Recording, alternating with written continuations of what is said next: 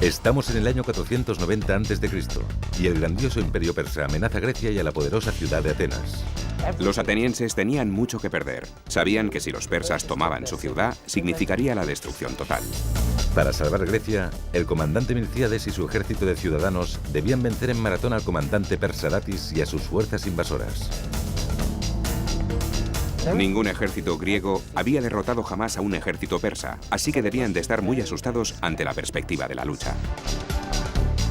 Usted es el comandante Milcíades. Se enfrenta a preguntas que podrían hacerle ganar o perder la guerra. Le pedimos que decida. Ponga a prueba su habilidad, su estrategia y su temple en Decisiones de Mando.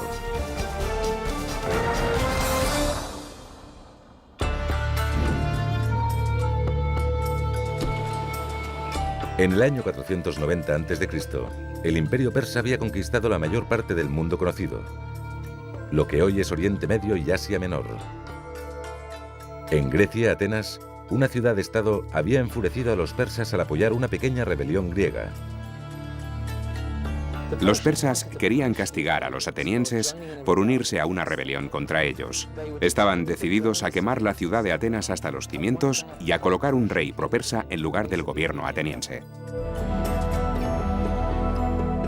El rey Darío, el gran emperador persa, quería venganza. Envió a su oficial de más confianza, el comandante Datis, para someter a Atenas y proclamar Grecia territorio persa. Si Grecia quedaba bajo control persa, nada podría detener la expansión del imperio en Europa occidental. Tenía un camino trazado. Su ruta de expansión pasaba a través de Grecia hacia Europa occidental, tal y como hoy la conocemos. Los atenienses, los espartanos, eran ciudades-estado que estaban en su camino y los únicos que podían detenerle. A principios de septiembre, en una pequeña isla cerca de la costa occidental del imperio persa, el comandante Datis embarcó unos 30.000 soldados en 200 barcos y cruzó el mar Egeo hacia Atenas. Por el camino se apoderó de varias islas griegas, entre ellas Eubea, donde se encontraba la ciudad de Eretria. Conquistó Eretria con mucha facilidad.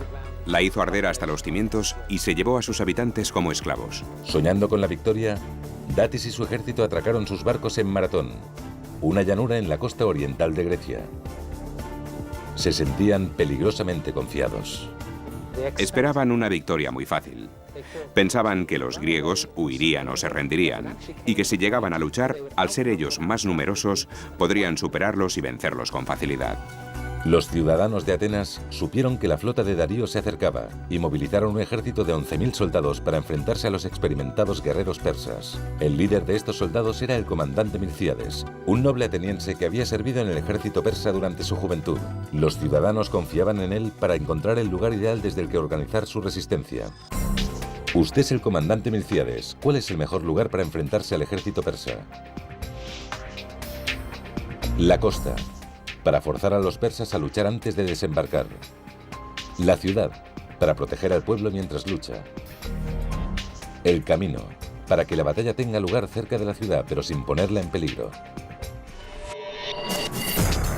La respuesta: no sabe qué ruta tomarán los persas para llegar a Atenas, y proteger a su pueblo no les supondrá una ventaja ofensiva.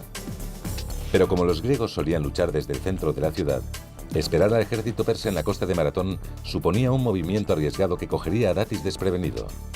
La respuesta es la A. Los persas no esperaban encontrar a muchos soldados atenienses en el campo de batalla. Creían que habría observadores, pero no que estuviera el ejército ateniense al completo. Mientras 11.000 soldados atenienses se dirigían a Maratón, Milcíades ordenó a su soldado más rápido, Filipides, que fuera hasta Esparta, a 240 kilómetros.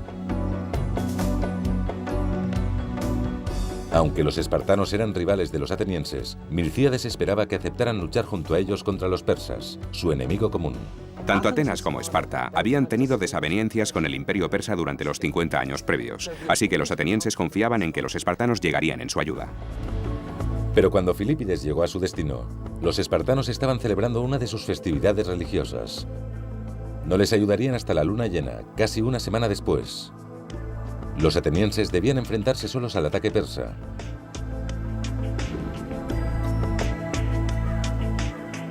El 11 de septiembre, Milcíades y los atenienses se encontraban ya en Maratón y observaron a sus enemigos desde una colina cubierta de árboles. El ejército de Datis, que constaba de más de 30.000 hombres, estaba bien equipado y disponía de caballería y arqueros. Los persas eran 3 veces más numerosos que los atenienses. Cuando los atenienses llegaron a Maratón y divisaron al ejército persa, quedaron aterrorizados. La mitad de los generales atenienses no quería luchar. Durante 6 días, Milcíades aguardó sin saber qué iniciativa tomar, mientras Datis esperaba que dejara la colina para luchar en campo abierto. Pero cada día transcurrido suponía una nueva amenaza para Milcíades. Mientras el ejército griego estaba fuera de la ciudad, Atenas podía caer en manos de traidores propersas. ¿Cómo protegería usted a Atenas de los traidores? Enviando un destacamento a la ciudad para ganar tiempo y esperar a los espartanos.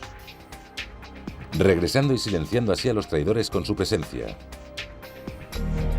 Atacando enseguida, terminar la batalla y regresar a Atenas lo antes posible. La respuesta: enviar un destacamento de tropas a Atenas debilitaría sus fuerzas, y su experiencia en la lucha contra el ejército persa lo hace imprescindible para la batalla. Su única opción es atacar de inmediato, terminar la batalla y regresar a Atenas lo antes posible. La respuesta es la C. Milcíades pensó que si los atenienses no luchaban, la división crecería en la ciudad y algún traidor la entregaría a los persas sin tan siquiera presentar batalla. Con el destino de Atenas en juego, a Milcíades no le quedaba más remedio que luchar. Pero tuvo suerte. Datis había ordenado que la caballería fuera embarcada y que la flota se dirigiera hacia Atenas. La ausencia de caballos daba a los atenienses una pequeña ventaja en Maratón. Esos animales no eran tímidos caballitos de monta. Eran caballos muy bien entrenados para la guerra. Al sacar a los caballos del campo de batalla, los persas habían perdido parte de su fuerza.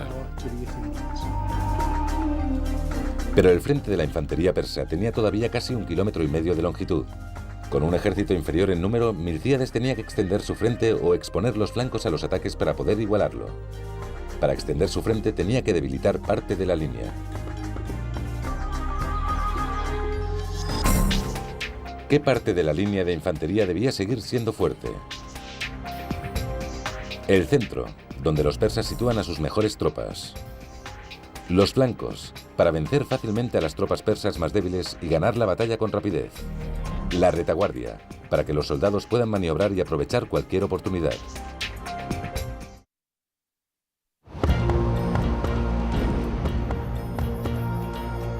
Es el 17 de septiembre del año 490 a.C., la batalla de Maratón.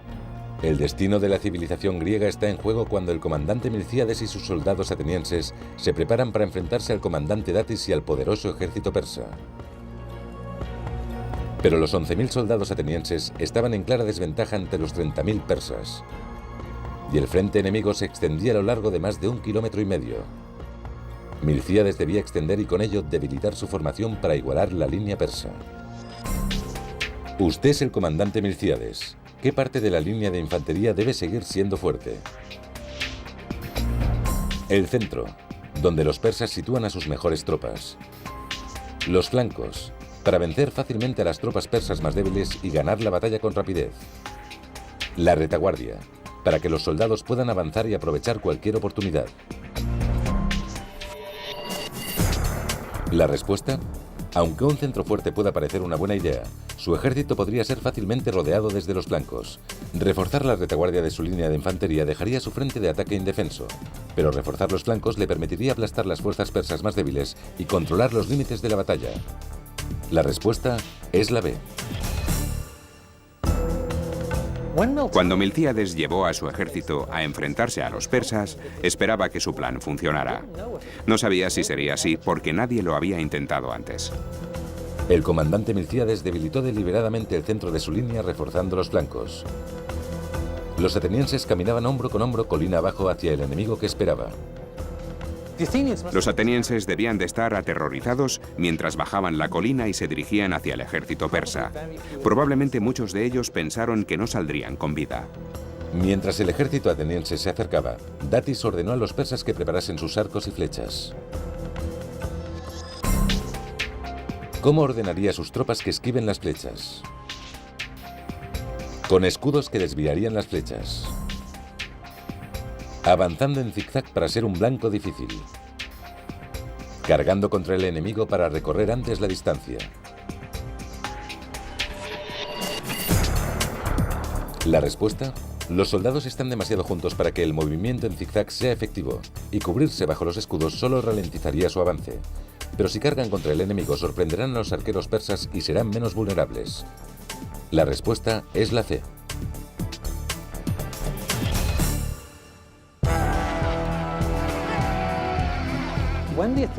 Cuando los atenienses avanzaron hacia el ejército persa, Milcíades les ordenó que doblasen la velocidad de marcha para cubrir el espacio entre ellos y los persas lo antes posible. Lo que pretendían al correr más rápido era reducir el tiempo de que disponían los arqueros persas para lanzarles sus flechas.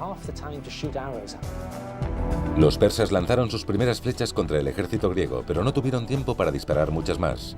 En poco tiempo, los dos ejércitos colisionaron en un feroz combate cuerpo a cuerpo. Las lanzas bajaban y las espadas subían.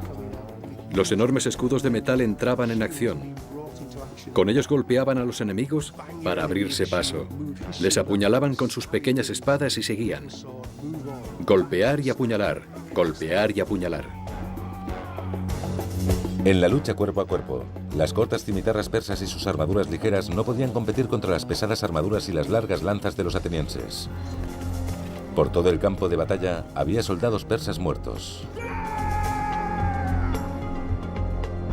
De momento, la estrategia de Milcíades funcionaba tal y como había planeado. Los soldados atenienses de los flancos, más numerosos, obligaban a los persas a retroceder con una fuerza impresionante. Finalmente, las tropas persas de los flancos empezaron a huir, mientras eran perseguidas por los atenienses. ¿Cuál cree usted que es el mejor lugar para perseguir a las tropas persas que se retiran? El pantano, el mar, la colina. ¿La respuesta? Si persigue a los soldados persas colina arriba, pueden esconderse entre los árboles, y si los empuja hacia el mar, se refugiarán en la seguridad de sus barcos. Pero si les obliga a entrar en terreno pantanoso, lucharán y se ahogarán. La respuesta es la A.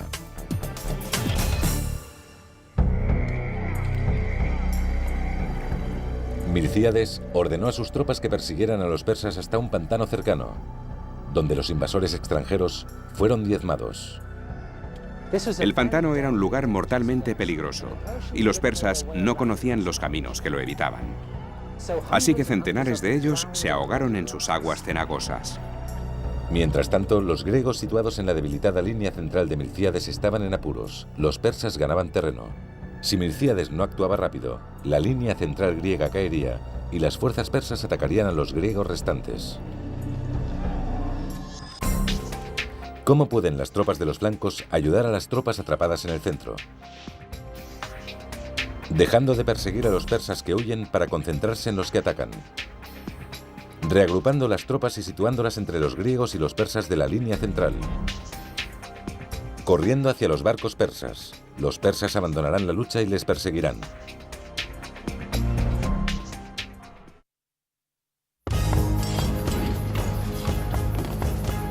Es la última hora de la mañana del 17 de septiembre del año 490 a.C. Los ejércitos griego y persa están en plena batalla en la llanura de Maratón. El comandante Milcíades y los flancos de sus tropas atenienses han vencido a los extremos de la línea persa haciéndolos huir. Pero las fuerzas centrales del comandante Datis están a punto de vencer la débil línea central de Milcíades.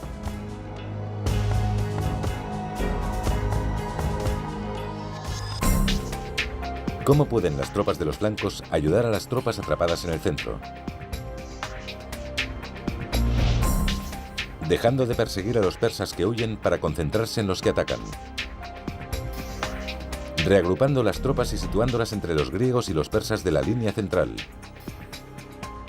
Corriendo hacia los barcos persas. Los persas abandonarán la lucha y les perseguirán. La respuesta: no hay garantía de que los persas vayan a seguir a los soldados griegos que corran a atacar los barcos.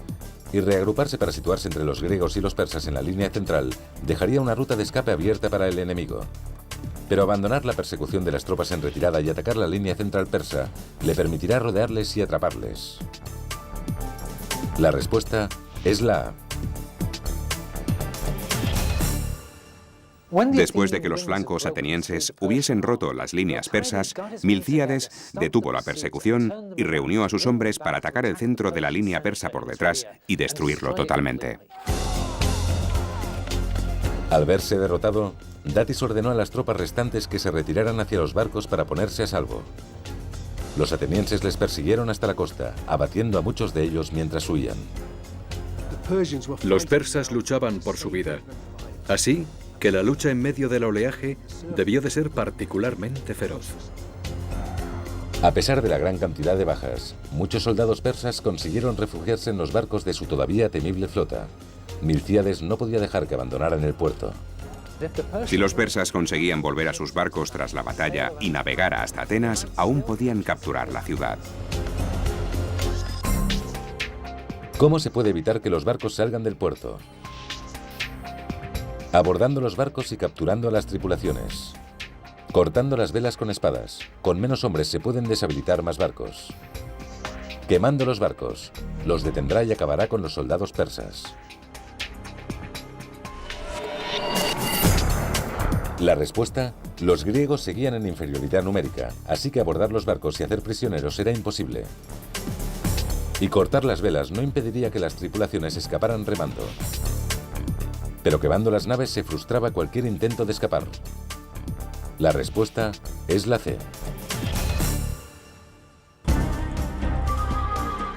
Milcíades ordenó a sus soldados que lanzaran antorchas contra las naves persas para incendiarlas.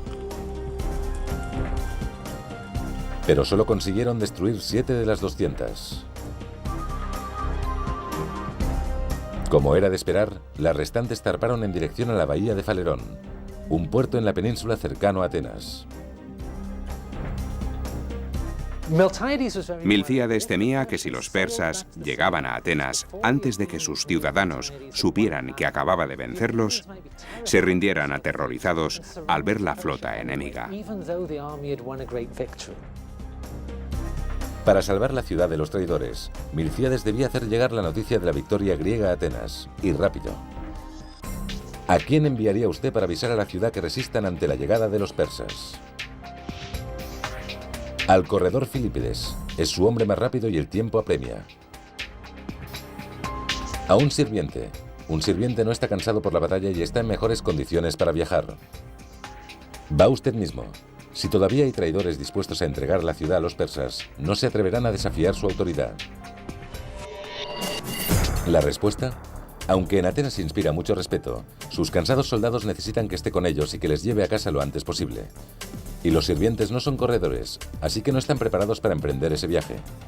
Como el tiempo apremia, es imperativo que envíe al mensajero más rápido, Filípides, a alertar a la ciudad. La respuesta es la A. Filípides debió de tardar unas 2 horas en correr hasta la ciudad de Atenas. La distancia desde Maratón a Atenas es de 42.195 metros, la misma distancia que se corre en las carreras de maratón modernas. Filípides corrió a Atenas a toda velocidad. A su llegada y sin aliento anunció: «Hemos vencido», y cayó muerto a causa del cansancio. Mientras tanto, el comandante Milcíades y sus hombres se dirigían hacia Atenas para defender la ciudad, pero existía la posibilidad de que no llegaran a tiempo. Los ciudadanos de Atenas quizá tuvieran que defenderse solos. ¿Qué pueden hacer los ciudadanos de Atenas para prepararse contra la invasión persa? Levantar barricadas en las puertas para mantener a los persas fuera hasta la llegada del ejército griego. Abandonar la ciudad y buscar refugio en las montañas. Hacerse pasar por soldados. Desde lejos engañarían a los persas. La respuesta: levantar barricadas no evitará las flechas persas, y abandonar la ciudad equivale a entregarla al invasor. Pero si los ciudadanos de Atenas se sitúan en las ventanas y junto a los muros, parecerá que la ciudad está bien defendida, y quizá los persas no ataquen. La respuesta es la C. Los ciudadanos de Atenas custodiaron la ciudad.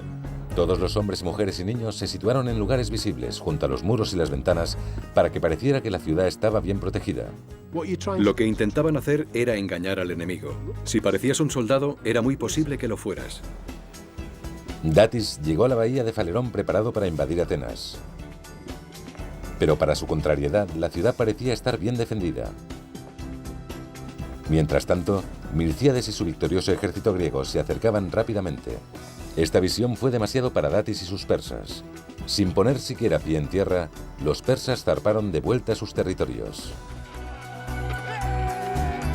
La batalla de Maratón terminó con un éxito rotundo de Milcíades y el ejército ateniense. Aunque los soldados de Datis los triplicaban en número, los griegos mataron a 6.400 persas y solo perdieron 192 hombres. Nadie esperaba que los atenienses ganaran la batalla de Maratón. Cuando lo hicieron, la noticia circuló por todo el mundo griego. Nadie podía creer lo que habían conseguido. No solamente se habían enfrentado a los poderosos persas y habían salvado su ciudad de una destrucción segura, también se había ganado el respeto que inspiraría su civilización durante muchas generaciones. La batalla de Maratón fue muy significativa para los atenienses. Todo el mundo griego tuvo que reconocer que Atenas era una de las potencias con la que más había que contar.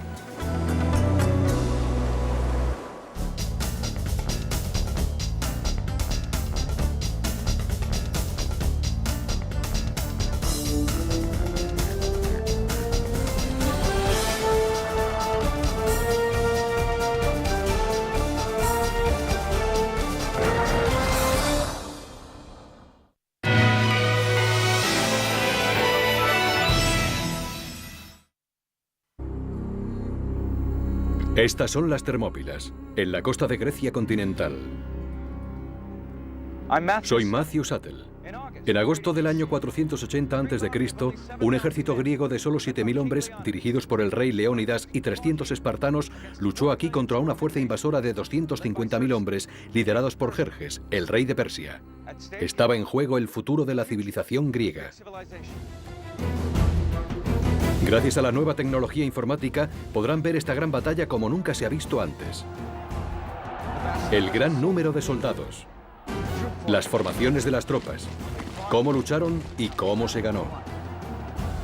Lo verán como le hubiera gustado verlo a los generales, ahora en batallas decisivas.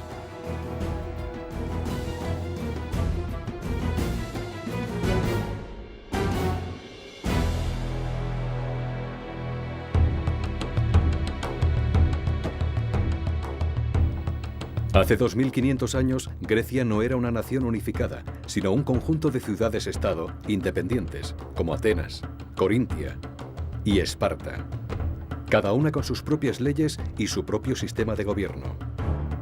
Los griegos vivían a la sombra del poderoso imperio persa, que se extendía por lo que hoy es Turquía, el norte de Egipto, Israel, Irán, Irak, Afganistán y el norte de la India. 2/3 del mundo conocido. Pero ni siquiera eso era suficiente para el rey persa Jerjes. Quería expandirse por Europa, y Grecia era la puerta de entrada. 10 años antes, su padre Darío había sido vencido por los griegos en Maratón.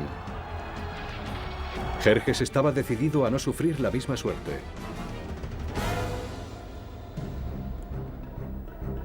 Reunió un enorme ejército desde todos los rincones de su imperio. 250.000 hombres partieron hacia Grecia.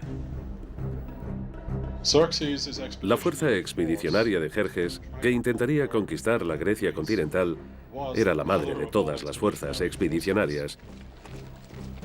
Nunca se había intentado nada igual en la historia del antiguo arte de la guerra. En el año 480 a.C., Jerjes cruzó el Helesponto y llevó a su ejército a través del norte de Grecia, mientras la flota persa navegaba a lo largo de la costa. Las ciudades fueron cayendo una tras otra. Jerjes era un hombre de notable ferocidad. No se detenía ante nada con tal de conseguir su objetivo. Y el objetivo de Jerjes era Atenas. Los griegos tenían que detenerlo a toda costa y debían hacerlo aquí, en las Termópilas. Si no, tendría vía libre hasta Atenas.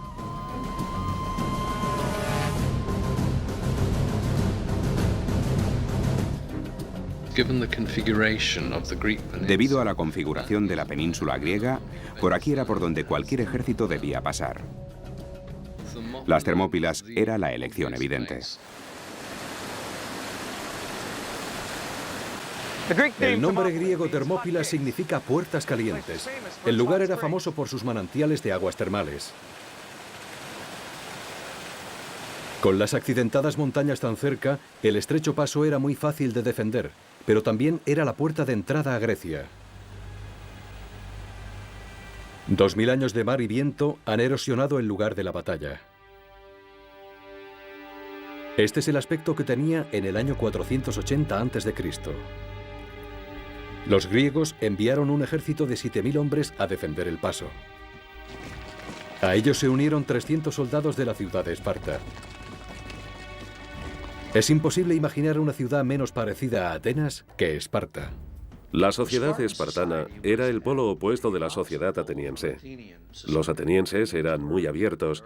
La sociedad se abría a cualquiera que quisiera unirse a ella y lo compartían todo.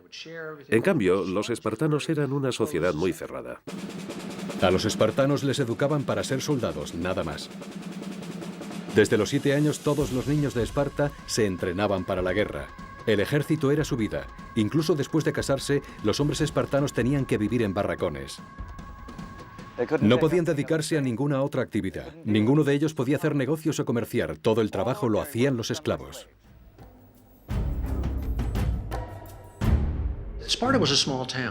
Esparta era una ciudad pequeña. Nunca tuvo más de 9000 habitantes, por lo que a ciudadanos espartanos se refiere. En ese ejército, todos se conocían. Si estabas en una formación, podías tener a tu hermano, a tu padre o a tus primos al lado, o un par de filas por detrás. Fueron los líderes, fueron la vanguardia, fueron la columna vertebral del ejército. En todos los aspectos, su presencia convirtió la batalla de las Termópilas en lo que fue. Los 300 espartanos que marcharon hacia las Termópilas estaban dirigidos por Leónidas, el rey de Esparta, que no era muy optimista sobre sus posibilidades contra Jerjes. Por un lado, había partido durante una de las festividades religiosas espartanas.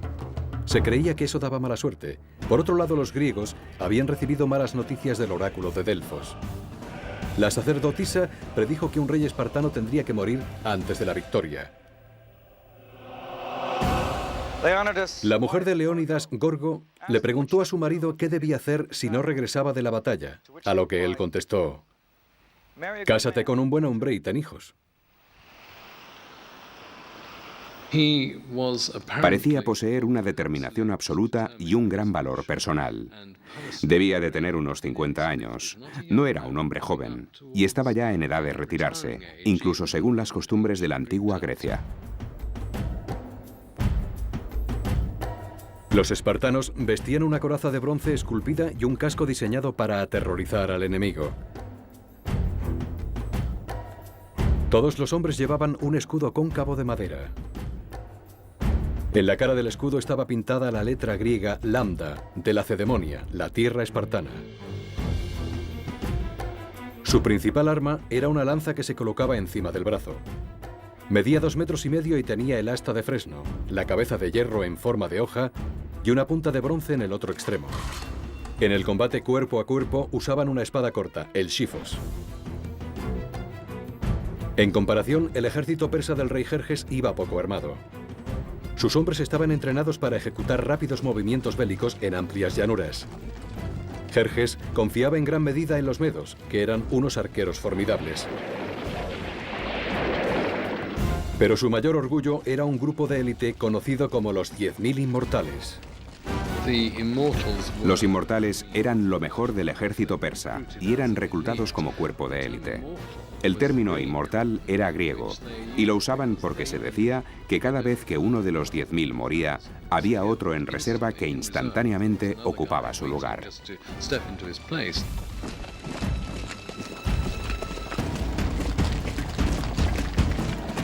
Leónidas esperó con sus espartanos en el lugar más estrecho del paso, con los restantes 7.000 soldados griegos detrás de ellos. Defendían un muro bajo. Jerjes dirigió a su ejército hacia la parte más baja de la entrada del paso. Jerjes, tras situarse en posición, esperó 4 días porque no podía creer que los griegos fueran a quedarse para luchar. Creía que se trataba de una broma.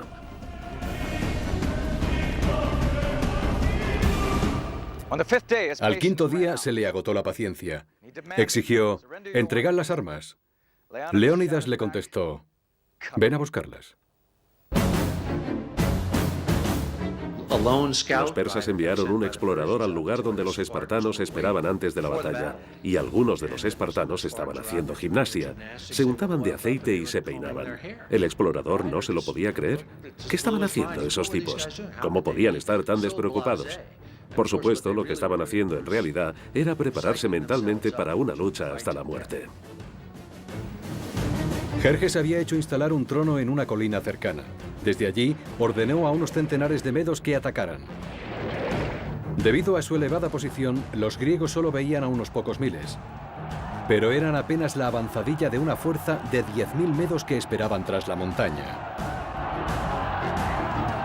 Leónidas contuvo a sus espartanos y ordenó que las tropas griegas avanzaran.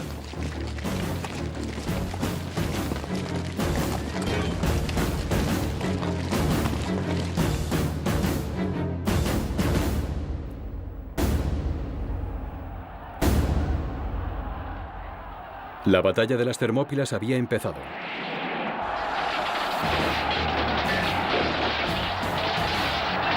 No sería el paseo que Jerjes había imaginado. Agosto del año 480 a.C., el ejército griego dirigido por el rey Leónidas y 300 espartanos se enfrentaba a un ejército persa de 250.000 hombres. El rey persa Jerjes observaba incrédulo cómo 700 soldados griegos formaban en la entrada del valle. Se situaban en formación de falange. La falange era un bosque de lanzas. El comandante daría la señal para atacar. Las líneas de atrás avanzarían y presionarían con los escudos las espaldas de los hombres que tenían delante. Y había que empujar a las fuerzas enemigas y hacer que retrocedieran para sacarlas del campo de batalla.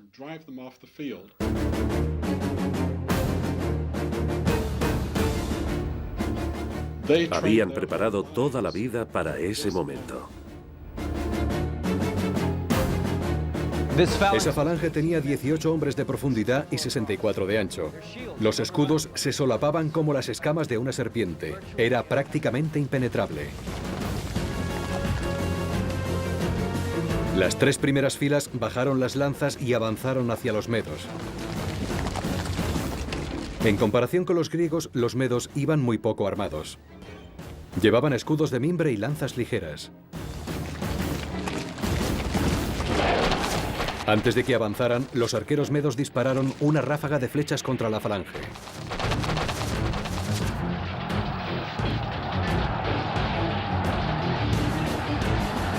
Leónidas envió más griegos a reforzar la falange, presionando con su peso la espalda de sus compañeros. Ráfaga tras ráfaga, las flechas llenaban el cielo. La infantería griega usaba escudos de 90 centímetros, de madera de roble de 5 centímetros de grosor, recubierta de bronce. Eran como tablas de cocina para cortar. Puedes golpear muy fuerte una tabla de cocina con un hacha de batalla sin llegar a romperla. Cuando los griegos empezaron a cansarse, Leónidas envió a sus guerreros espartanos. Avanzaban en formación de falange mientras los extenuados griegos corrían atrás. A medida que avanzaban, los espartanos debían ir hablando entre sí, confortándose y animándose unos a otros a dirigirse hacia esos soldados que a su vez avanzaban hacia ellos. Cada paso los acercaba más y más al enemigo y el terror debía de ser increíble. Los expertos luchadores espartanos destrozaron todo lo que tenían por delante. Los medos vieron que sus armas eran inútiles y, desesperados, empezaron a aferrarse a las lanzas espartanas. Entonces los espartanos sacaron los xifos y se inició una verdadera carnicería.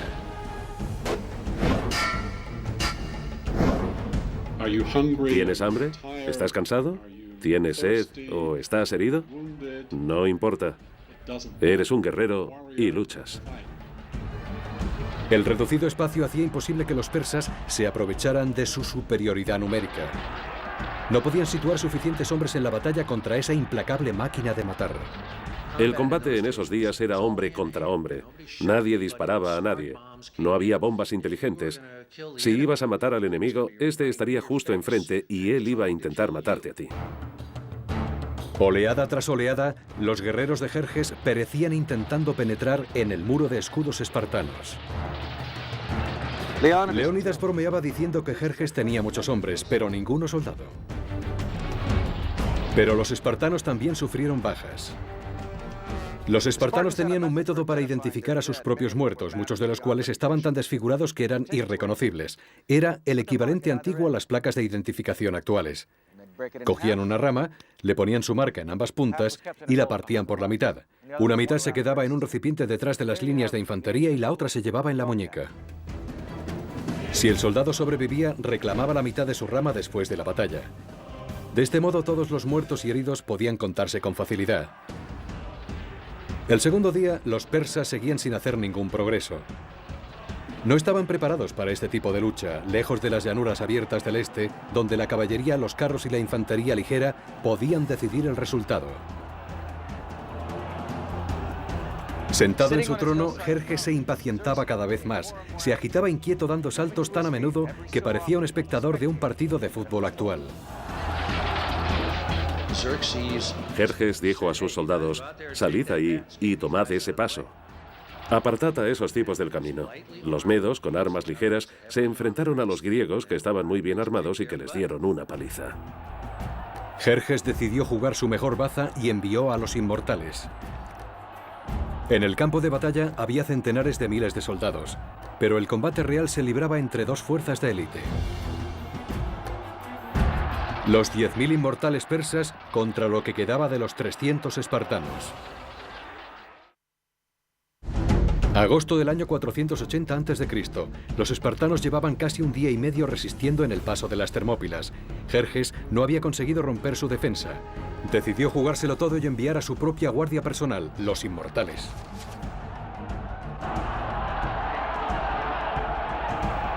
Era una visión magnífica.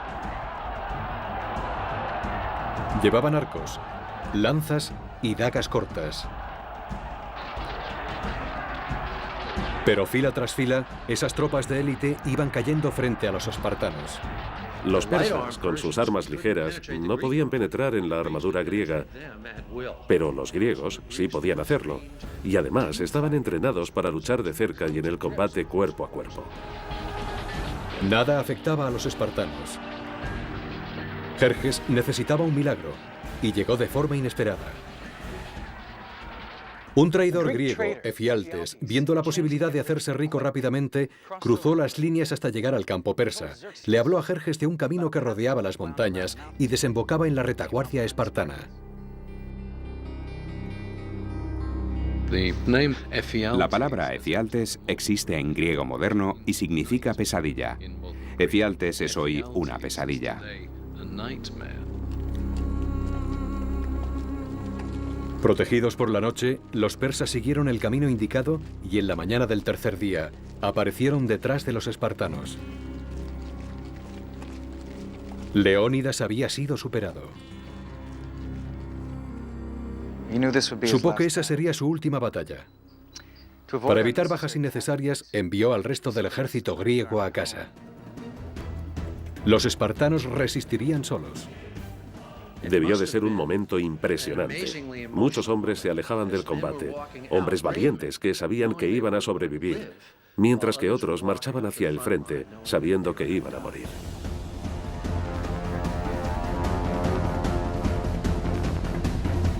Uno de los griegos les había advertido que los persas tenían tantos arqueros que sus flechas taparían el sol.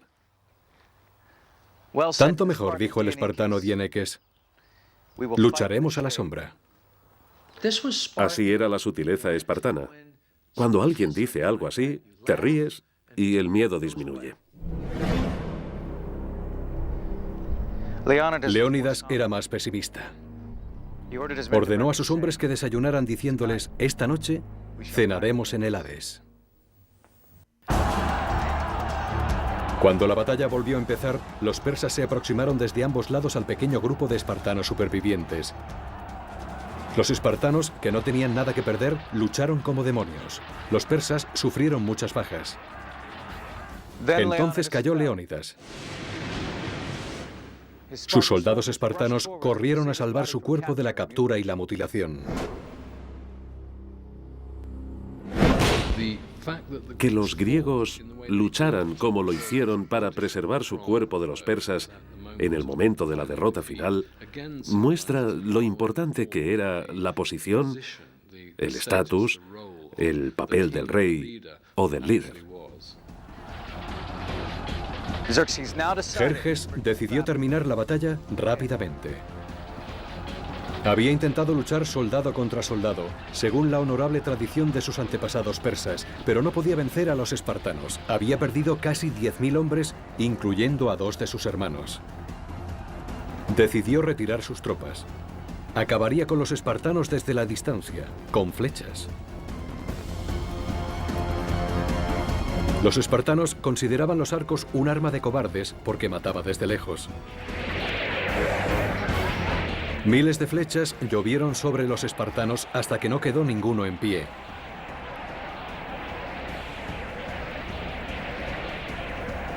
Las armas que más despreciaban acabaron con ellos. Jerjes, furioso, ordenó a sus hombres que buscaran el cuerpo de Leónidas y que cuando lo encontraran, le cortaran la cabeza y la clavaran en un palo. El rey de Esparta le había hecho pagar un terrible precio por su victoria en las Termópilas. 10.000 bajas eran una gota en el mar de tan vasta fuerza. Pero fue un gran golpe para Jerjes y para la moral de su ejército. Le asombraba que esos hombres lucharan por un ideal, la libertad. Jerjes, desde las Termópilas, se apresuró para capturar Atenas, pero sus ciudadanos y su ejército ya habían huido.